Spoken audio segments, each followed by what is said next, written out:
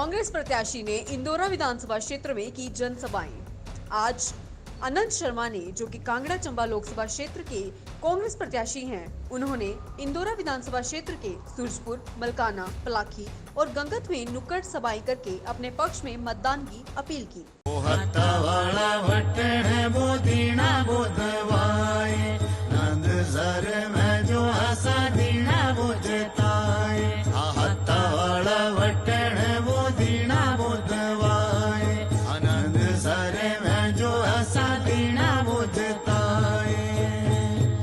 चंबे कने कांगड़े राहो एमपी बनाना हो, ओ चंबे कने कांगड़े राहो एमपी बनाना हो। इसके साथ ही उन्होंने कहा कि भाजपा और पीएम मोदी इस लोकसभा चुनाव में 400 सीटें जीतने का दावा करके देश के संविधान और जनादेश का अपमान कर रहे हैं। इसलिए ये चुनाव संविधान को बचाने का अंतिम चुनाव है। इसके अलावा अनंत शर्मा ने क्या कहा, आइए सुनते हैं। ये हिंदुस्तान का सबसे बड़ा चुनाव है। आप देश की पंचायत का चुनाव कर रहे हैं, भारत की संसद का चुनाव कर रहे हैं। आपका वोट ही तय करेगा अगले 5 साल इस देश की कौन सी दिशा होगी, कौन योजना, कौन विचारधारा आपके हमारे हिंदुस्तान को लेकर आगे चलेगी। एक तरफ भारतीय राष्ट्रीय कांग्रेस है, जिसने आजादी के संग्राम की अगुवाई की, त्याग किए हमारे नेताओं ने, अंग्रेजों की जेलों में रहे, कईयों ने शहादत दी। तब हमारा देश आजाद हुआ सत्यों की गुलामी के बाद। कांग्रेस पार्टी ने आजादी के बाद के हिंदुस्तान को बनाया, हर दशक में बड़े योजनाएं बना के, बड़ी संस्थाएं बना के देश आगे बढ़ा। सबसे बड़ी वो बातें याद रखना, आजादी के बाद एक वचन पूरा किया गया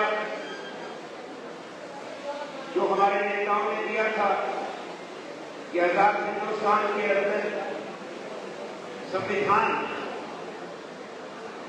का राज होगा, संवैधानिक प्रजातंत्र होगा। भारत का संविधान आपको बराबरी का दर्जा देता है।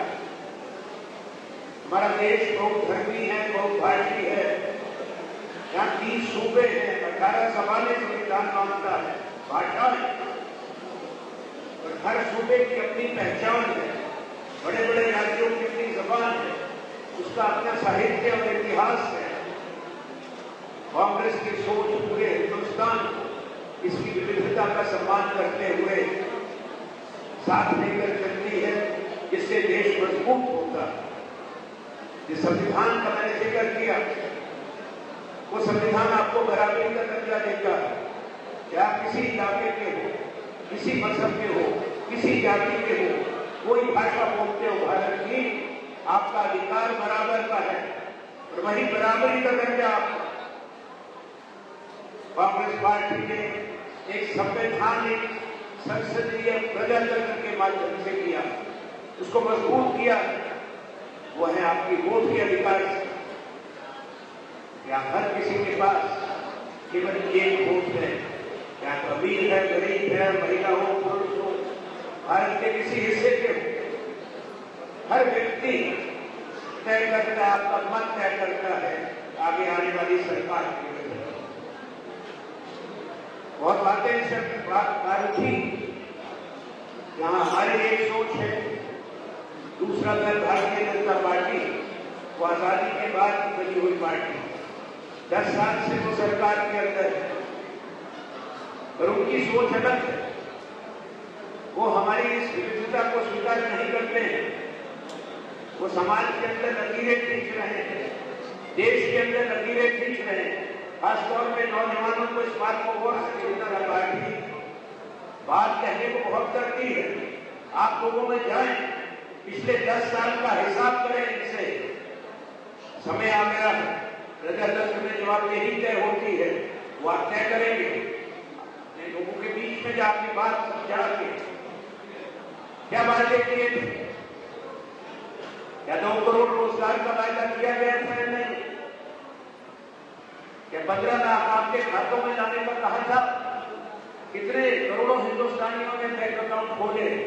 मुझे एक हाथ खड़ा करके बताओ कि जिसने 15 लाख रुपए आए। तो एक हाथ खड़ा करके बताओ कि एक साल में 2 करोड़ रोजगार आपके और मेरे देश में बने हो, 10 साल में 20 करोड़। आज भयंकर बेरोजगारी है नौजवानों के अंदर। आजादी के बाद क्यों बड़ी बेरोजगारी नहीं हुई? सरकारी आंकड़े 12.5% कहते हैं, असलियत में 17%।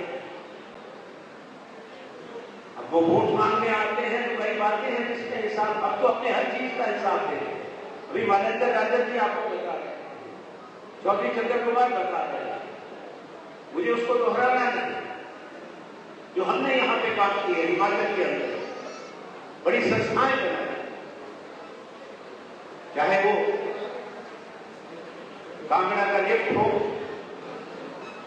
या डी बोर्ड का हेडक्वार्टर हो, आपके बाजू में बना जिसका इन्होंने बताया, कंदरोड़ी में 2 ही दिए थे हिमाचल में, कंदरोड़ी में, पटोगा, ऊना में, जहां बच्चे काम करते हैं, नौजवान काम करते हैं, निवेश आ रहा है, प्रदेश को आए हो रहे हैं।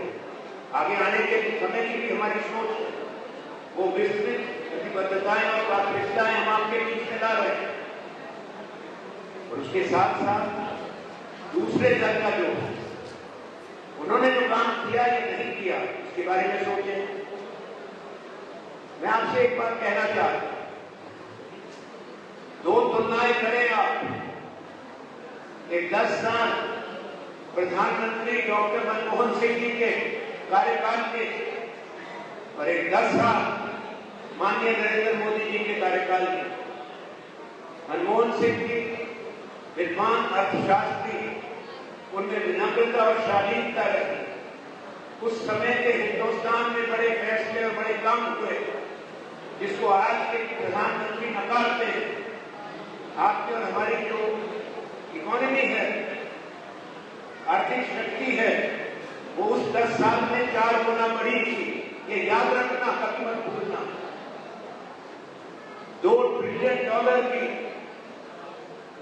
एक इकोनॉमी मनमोहन सिंह जी छोड़ के गए थे।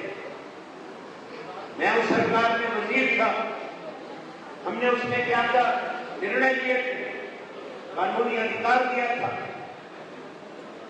रोजगार गारंटी का, मनरेगा का, खाद्य सुरक्षा का अधिकार दिया, स्वास्थ्य का अधिकार दिया, ये कानूनी अधिकार दिया, और शिक्षा का अधिकार दिया।